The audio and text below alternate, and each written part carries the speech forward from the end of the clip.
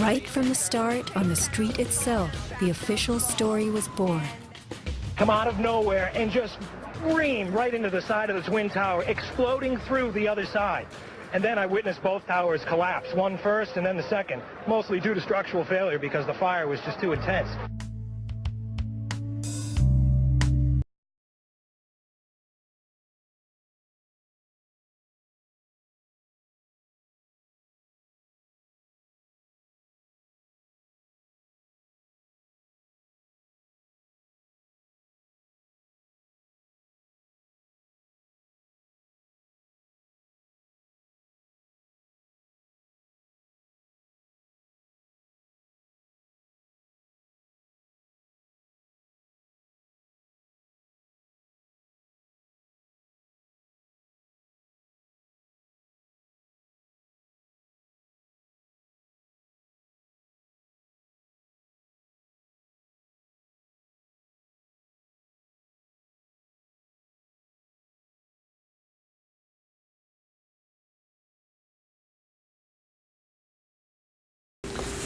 This invasion is an extremely serious threat to peace because of a threat of further Soviet expansion into neighboring countries in Southwest Asia, and also because such an aggressive military policy is unsettling to other peoples throughout the world.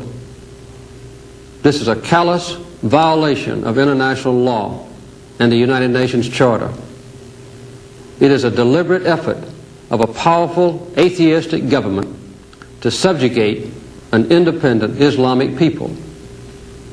We must recognize the strategic importance of Afghanistan to stability and peace.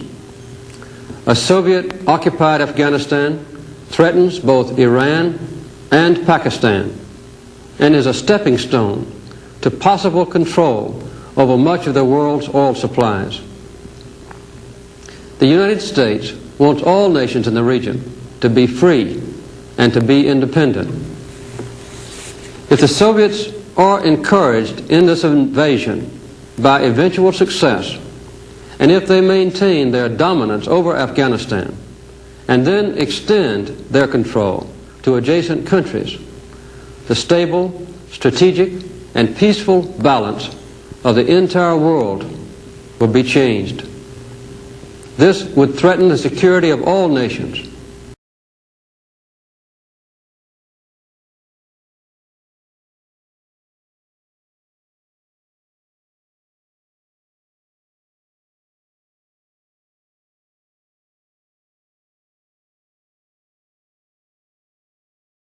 Now, you heard Homeland Security, counterterrorism. Osama bin Laden is dead. Now the U.S. has announced plans to begin pulling some of its troops from Afghanistan. And now President Obama has revealed a new national strategy for counterterrorism. But what does this really mean, and who even are the terrorists?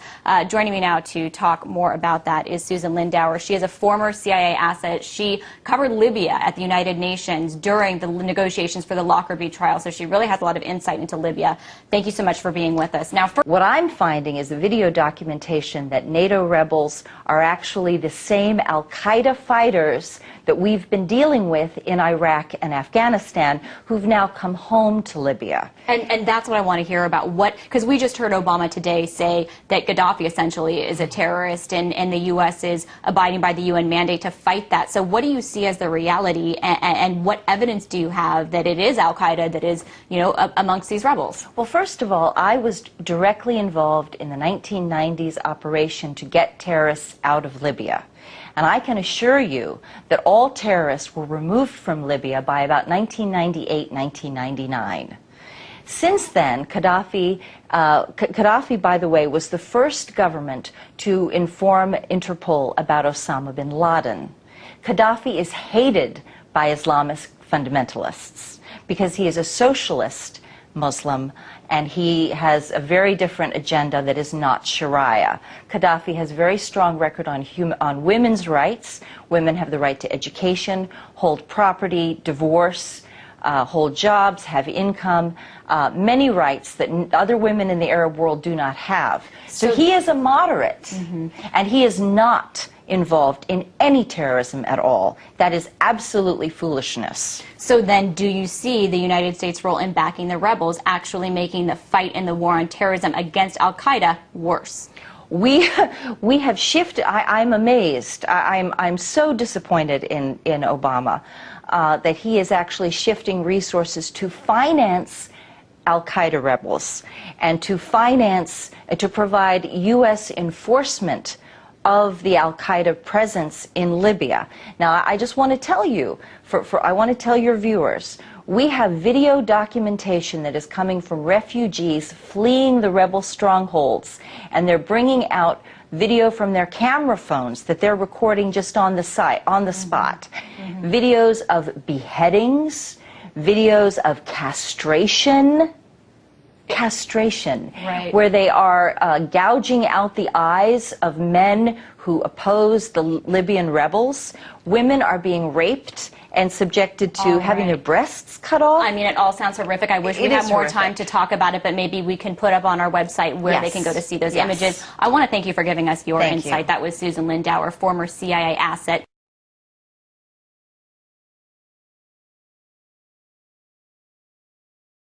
The leader of the terrorist group, Jundullah, says the United States offered him broad support, including a military base in Afghanistan, to carry out attacks against Iran. This 2 days after he was arrested on board a passenger plane in southern Iran. اینها رابطه کرده بودن که ما می‌خوایم با شما ملاقات بکنیم که ما گفته بودیم کجا، اینا گفتن در دبی ما میایم ملاقات میکنیم. شما با ما همکاری بکنید، ما هرچی مشکلات شما باشه این افراد از زندان آزاد میکنیم، به شما امکانات مالی در اختیارتون میذاریم و امکانات نظامی، اسلحه، مهمات ما برای شما تهیه میکنیم و در اختیارتون میذاریم و پایگاهی هم به شما میدیم در هر جای افغانستان که شما بخواید در مرزهای ایران. این حرفی که اونا آمریکایی‌ها گفته بودن در ملاقات دبی و ما الان موضوع ما موضوع ایرانه. الان نه موضوع القاعده هست و نه موضوع طالبان. ولی این که ما بگیم الان ما برنامه نظامی داریم، نه. Who was Iran's most wanted fugitive? Abdul Malik Rigi is now under custody in Iran. Rigi also said his group was planning more attacks against the Islamic Republic. Abdul Malik Rigi and one of his aides were arrested on board a passenger jet on Tuesday.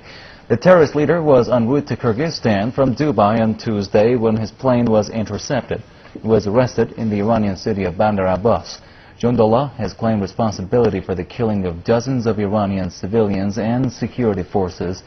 Iranian officials say they have evidence that the group was sponsored by the United States and Britain.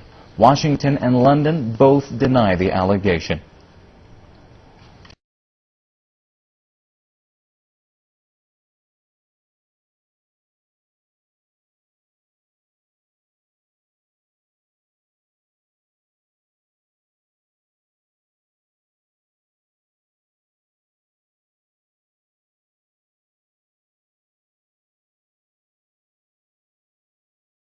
Perhaps not coincidentally, the U.S. consulate in Jeddah, from which the CIA was smuggling operatives for bin Laden in the 80s, was the very consulate from which 11 of the 9/11 hijackers were to receive visas to enter the U.S., many of them using a special fast-track program called Visa Express, which only began 4 months before 9/11. Likewise, evidence links the CIA and bin Laden through arms sales. The suggestion that bin Laden was a customer for CIA arms has been repeated by Der Spiegel, BBC, and many other mainstream media sources. But in Simon Reeve's 1999 book, The New Jackals, one CIA source is quoted as saying that U.S. agents armed bin Laden's men by letting him pay rock-bottom prices for basic weapons. Incredibly, the funding for the Afghan operation also connects the U.S. to Osama. The U.S. provided the funding for the operation to the ISI, the Pakistani Inter-Services Intelligence, which worked closely with the CIA. In turn, the ISI, in cooperation with the CIA, distributed these funds to the Afghan Mujahideen through a front organization known as MAK, or the Bureau of Services, and one of the key men involved in arranging the finances of MAK, Osama bin Laden. After the Soviet withdrawal, Osama would take control of the organization, and it would become the base of what we now know as Al-Qaeda. In fact, the CIA, through their Pakistani proxies in the ISI, not only funded, armed, and trained Osama bin Laden, but helped spur poppy cultivation to record levels in Afghanistan in an attempt to get the Soviet troops addicted to heroin. And they created the Taliban, the hardline fundamentalist group that would take control of Afghanistan after the Soviets withdrew. And the Taliban government would become the only government in the world willing to harbor Osama bin Laden from 1996 onwards.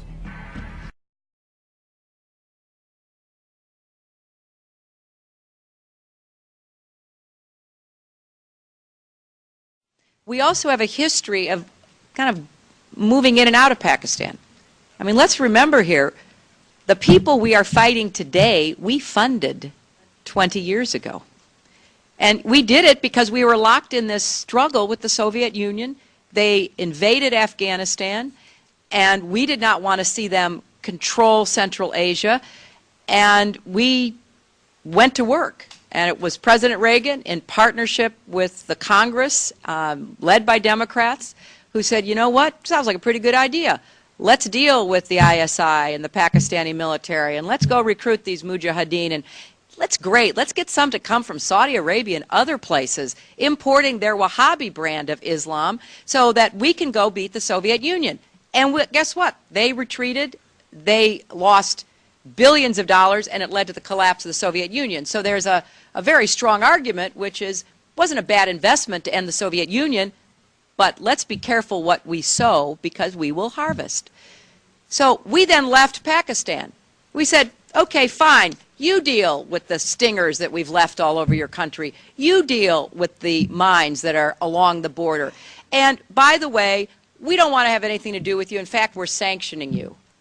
So we stopped dealing with the Pakistani military and with ISI, and we now are making up for a lot of lost time.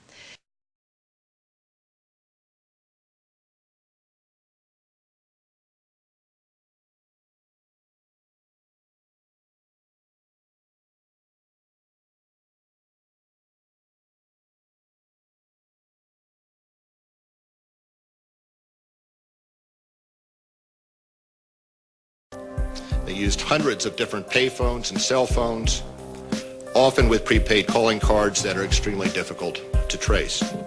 And they made sure that all the money sent to them to fund their attacks was wired in small amounts to avoid detection. Small amounts? Lieutenant General Mahmoud Ahmed, the director of the Pakistani Inter-Services Intelligence Agency, the ISI, was reported to have wired $100,000 to Muhammad Atta in August 2001. This transfer was facilitated by Saeed Sheikh, the man who allegedly kidnapped and murdered Wall Street Journal reporter Daniel Pearl, who is investigating the ties between the ISI and Islamic militants. And the Pakistanis, of course, if you know your history, have only been a couple of degrees of separation away from the so-called Al-Qaeda hijackers. The ISI has had a long-standing relationship with the Central Intelligence Agency, dating back to the 1980s with the establishment of the Mujahideen in Afghanistan, which would evolve into Al-Qaeda. I focus in on the wire transfer that General Mahmoud Ahmed wired to Muhammad Atta right before 9/11. That's pretty crucial because General Mahmoud Ahmed was actually meeting with key Washington, D.C. insiders, Senator Bob Graham, Porter Goss, the future director of CIA, on the morning of 9/11. And he has a relationship not only with the CIA, but with Dick Armitage at State Department, Mark Grossman at State Department. Yes. Are you aware of the reports at the time that ISI chief was in Washington on September 11 and on September 10th, $100,000 was wired from Pakistan to these groups here in this area? And why he was here? Was meeting with you or anybody in the administration? I have not seen that report, and he was certainly not meeting with me. Yes? In the White House transcript of this exchange, which is delivered to the press, the information about the ISI is censored. Bob Graham and Porter Goss will later co-head a joint inquiry which publicly claims that the Bush administration received absolutely no intelligence that could have prevented the attacks. The meeting begins at 8 a.m. over breakfast at the Capitol building and lasts through Flight 175's impact with the South Tower. During his visit, which began on September 4th, Ahmed would also meet with the present CIA director, George Tenet. A month later, after reports of the transfer between himself and Atta, Mahmoud Ahmed retires from the ISI.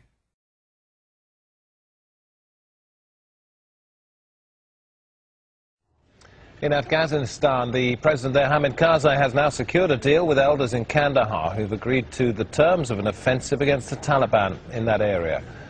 The deal comes as claims emerge of close political and financial ties between the Taliban and Pakistan's intelligence services, a report accusing the Pakistani government of having close political links with the Taliban. It says the intelligence services provide funding to Afghan fighters.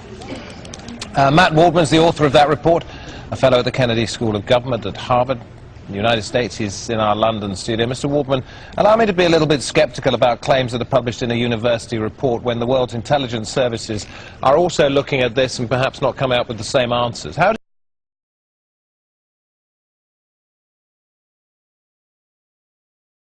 you find it out? Well, of course, the world's intelligence services may have their reasons for not disclosing this. This report was conducted on the basis of interviews, many interviews with insurgent commanders, with individuals who have first-hand knowledge of the insurgency, and indeed with diplomats, military officials and others. So that is what it intends to do, to represent and reflect those views. Let me quote to you a paragraph from the beginning of your report. Directly or indirectly, the ISI, that's the Pakistan Intelligence Services, appears to exert significant strategic decision-making and field operations. It's very important here to establish whether you're referring to rogue elements within the ISI or whether this is official Pakistani government policy. Which do you think it is? Well, the view of most commanders of the insurgents is that this is official policy. They believe that officials within the ISI, that Pakistan's intelligence service, are providing active support and that that is officially sanctioned policy. Yeah, but